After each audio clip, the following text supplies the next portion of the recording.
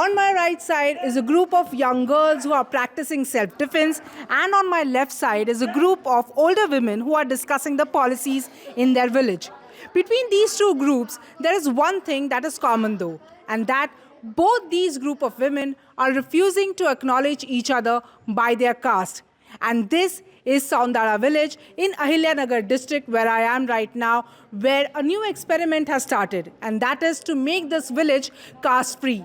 What it means for this village, we'll find out in this video. Hello and welcome, I'm Purva Chitnis.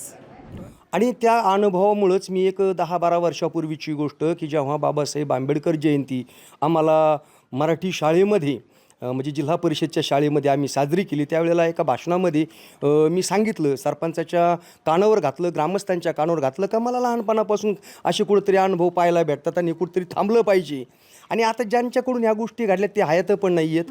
हां, परंतु ह्या गोष्टी जाणवल्या हे 10 वर्षापूर्वीच मी जेव्हा मी भाषण करत होतो त्यावेळेला मी ते सांगितलं. आणि तेव्हा मग आदरणीय सरपंचांनी शरद भाऊजी आरगडे यांनी ते लक्षात घेतलं आणि त्यांना 10 वर्षापूर्वीच जाणीव झाली का अरे बाबा यांनी जर पूर्वी काही गोष्टी अनुभवल्या त्या आता इथून पुढच्या पिढीला नको. A project that was started a decade ago in Saundala village, about 350 kilometers from Mumbai, took shape on February 5 in a special Gram Sabha called by Sarpanch when a resolution was passed unanimously to declare itself caste-free. What this means is that people are forbidden to ask each other's caste, differentiate the basis of caste, and spread the language of humanity in the village. These photos of Chhatrapati Shivaji Maharaj and his Mavlas serve as a reminder to villagers that Swarajya was achieved only because people were united and not divided on any religious or caste lines. म्हणजे आपली भारतीय संस्कृती आपण गाईला आई म्हणतो आणि डुक्कर कुत्रा याला देव मानतो ही आपली संस्कृती सांगते. परंतु आता आपण माणसालाच माणूस समजायला तयार नाही आणि त्याचं कारण फक्त जात.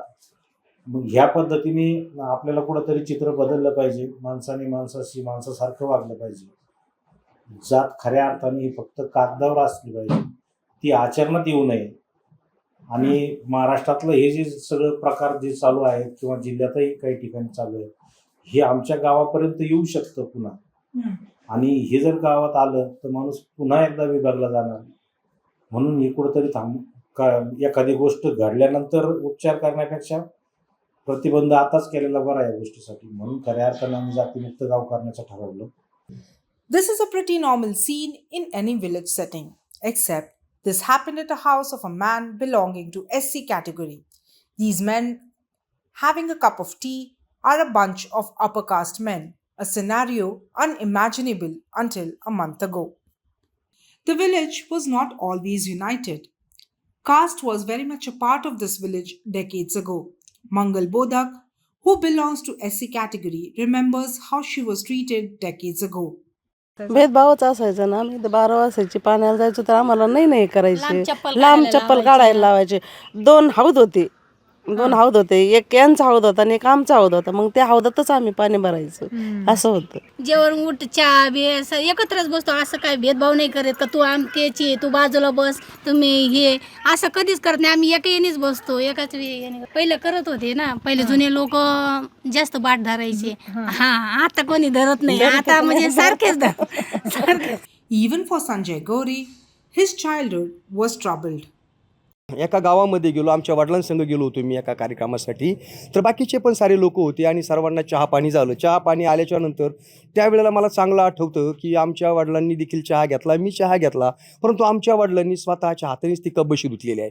आणि मला पण वडिलांनी सांगितलं का बाबा ही कप बशी धुवून काढ. तर मी म्हटलं का बाकीचे लोक का धुत नाही आहेत, आपण का धुवायची. तर त्यावेळेला मी लहान होतो, परंतु वडिलांनी त्यावेळेला काय जास्त स्पष्ट सांगितलं नाही. माझ्या वडिलांनीच ती कप बशी धुतली. हां, म्हणजे ह्या असे अनुभव जे आहेत ते अनुभवलेले आहेत. हो. However, all that started changing a decade ago. Sarpanch Sharad Argade, who is a Maratha, and his wife Priyanka Argade, who also is an ex-Sarpanch, initiated the change. Villagers say the couple started visiting houses of people and started treating everyone equally.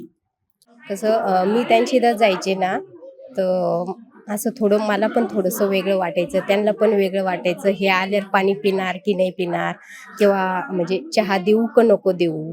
पण मग मी थोडंसं 1-2 वेळेस टाळलं. त्याच्यानंतर मग मला पण सवय लागली त्यांची जाणं येणं, पाणी पिणं किंवा चहा घेणं आणि त्यांना पण माझी सवय लागली का ते पण मला चहा पाणी ते पण द्यायला लागल्या.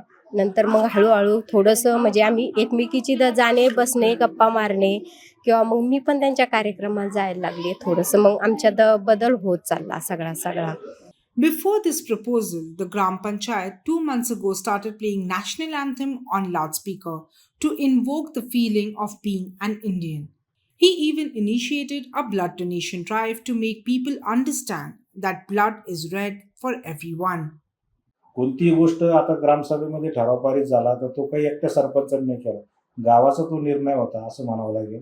कारण गाव त्या गोष्टीसाठी तयार होतं आणि आम्ही सगळ्यांनी मिळून हा निर्णय घेतला आणि सगळ्यांनीच त्या गोष्टीला समर्थता दाखवली.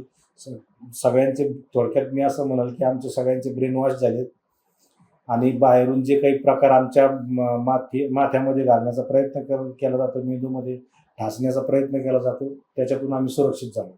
आणि रिझर्वेशनमध्ये देखील आपण जे सध्याचे बघतोय आवश्यक ज्या गोष्टी आहेत त्या आहेतच. राज्यघटनेने जे ठरवून दिलंय तर ते खरं आवश्यकच आहे. आजही रिझर्वेशन गरजेचं आहे. त्या बाबतीमध्ये ते कागदापुरतं मर्यादित ठेवावं असं आमचं मत. On February 5, the village declared itself caste free. It is said that Soundala village will not differentiate based on caste, religion, creed, color, and henceforth will function on the motto, "My caste is humanity." It further says that all public spaces, government services, water supply, temples, crematoriums, schools, functions will be open and equal for all. There should not be any communal tension based on any statement related to caste or religion or religious boycotts or injustice because of caste, else it is punishable offense.